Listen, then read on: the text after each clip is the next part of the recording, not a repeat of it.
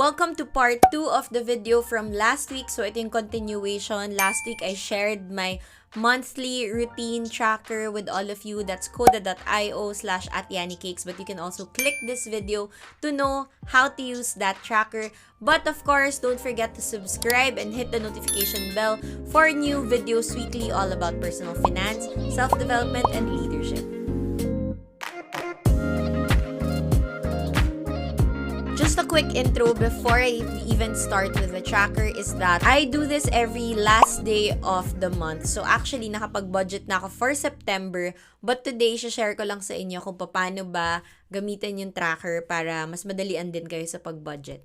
This is very exciting because for September, I actually declared a no-spend September challenge. So if you haven't seen my posts, nagpa-poll ako on Instagram and I also posted about it, nagpa-poster pa ako just to encourage everyone to save more this September. Before I share, of course, I'll share with you the structure of this video.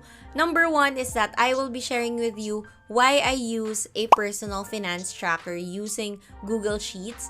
And then number 2 is I will be sharing with you the No Spend September challenge that I posted on Instagram. And of course, we will go through step by step on how to use the tracker.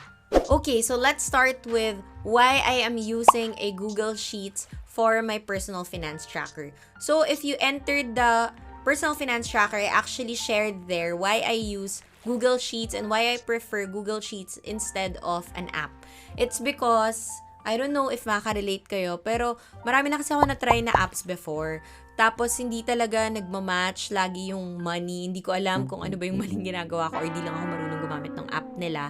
But anyway, na-realize ko, mas madali if I just do it on my own pace. And that made me more consistent in really tracking my finances. I actually started really tracking my finances siguro 2019 when I felt so broke. Ibig sabihin, wala talaga akong pera. As in talagang like around less than 10K na lang yung pera ko at that time. So, sabi ko, I have to be smart with my money. That's why I started tracking via Google Sheets. Wala pang design nun, wala pang kaartehan, walang graphs or anything. This time, shinare ko na sa inyo yung formula on how I was able to save and invest better and make better financial choices and decisions as I was tracking my finances. Number 2 I want to point out is the importance of tracking and the habit of, really being in control of your finances rather than your finances controlling you.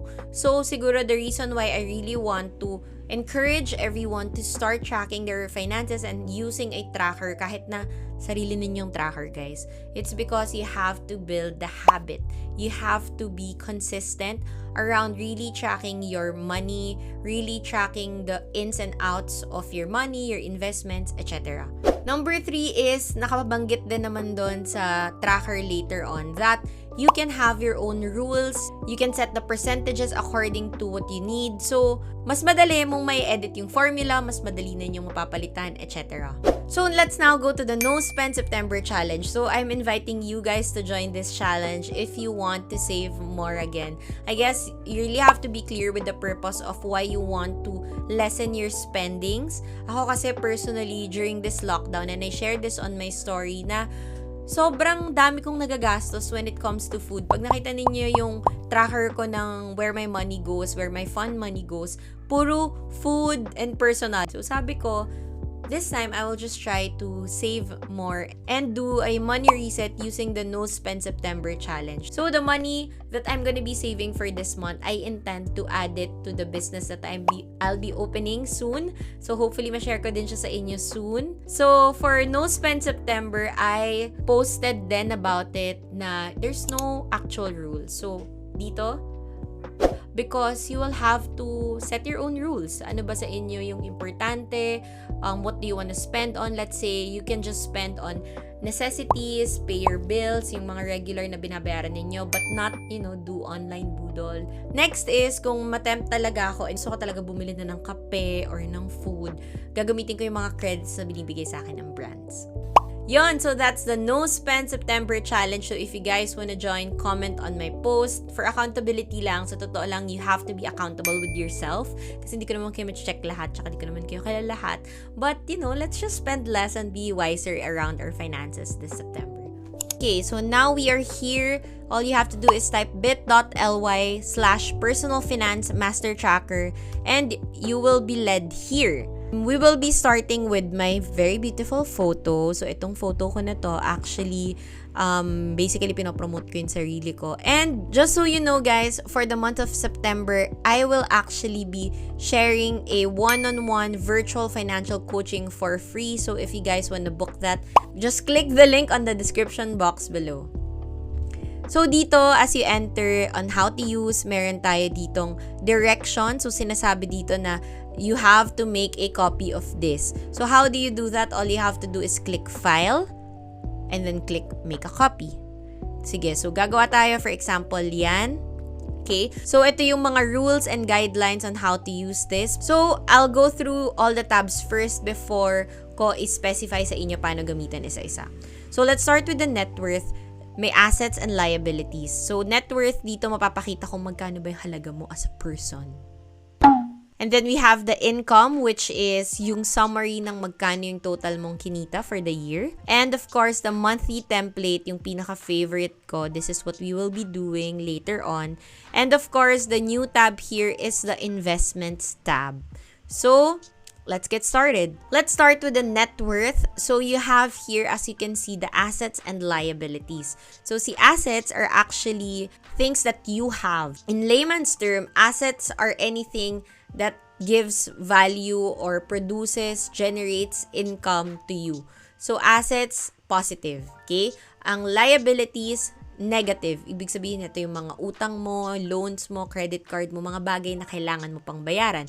Ito yung mga bagay na nagbabawas ng money or income sa current na kinikita mo, sa current na cash flow mo. You can see here yung liquid assets. Liquid assets actually are anything na cash, anything na withdrawable anytime. So, nilagay ko dito, for example, sa wallet ko may 1,000 pesos ako. So, that's a total of my liquid assets. As you can see, itong 19,300, that's my liquid assets. But of course, we don't only have liquid assets. We also have our fixed assets, or ito yung mga house, properties, or real estate, jewelries, etc. So, for example, wala naman akong iba except for real estate, no? I could just simply delete this row. I could delete these things kasi wala pa naman akong ibang ari-arian or anything that I really own. And I don't really consider, for example, yung mga gadgets ko as part of my fixed assets. So, that's my fixed assets. As you can see, naka-highlight din dito yung total nun. And then, as you can see, kita mo, yung net worth overview ko is gumagalaw na tong graph na to. Okay? And then, click the plus sign again. You will see businesses. So, for example, I have my business, Little Big Help PH. Plug ko na rin. You can follow us on Instagram. Tapos, I have another secret business that's coming out really soon. So, ang nilalagay ko usually dito is yung mga ongoing businesses ko. And then, I can click my paper assets or stock. So, if ito na, dito ko na sinusulat lahat ng meron ako na in terms of stock. This one na, I just wanna take note is that I check the apps. I check the websites and see magkano na ba yung value, or I have projection for MP2. So, alam ko magkano yung current value niya. So, I update it every month. And the next is the accounts receivable. So, accounts receivable, ito yung mga may utang sa akin. Part of being responsible around your finances is knowing kung sino pa ba yung mga hindi nagbabayad. And then for protections, for example, I have my FWD set for life. Yan. So, for example, ito, I can see how much is the worth of my life. Literally, kasi ito yung mga insurance coverage ko. So, for example, yan, no? So, nilagay ko dyan, ganyan. And then, nakikita ko if it can actually cover all of my assets, no? For estate purposes. And then, now we go to the liabilities. So, I have 3 categories here. First is the debts, yung mga utang ko. So, for example, wala naman akong utang din. So, I can just set that to 0. And then, for example, for loans, for example, meron akong home loan. Ganun din with the credit card. So, let's say credit card, BDO, BPI.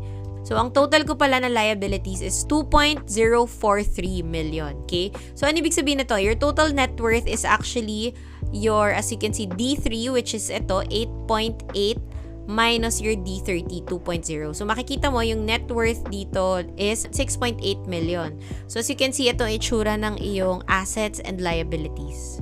Okay?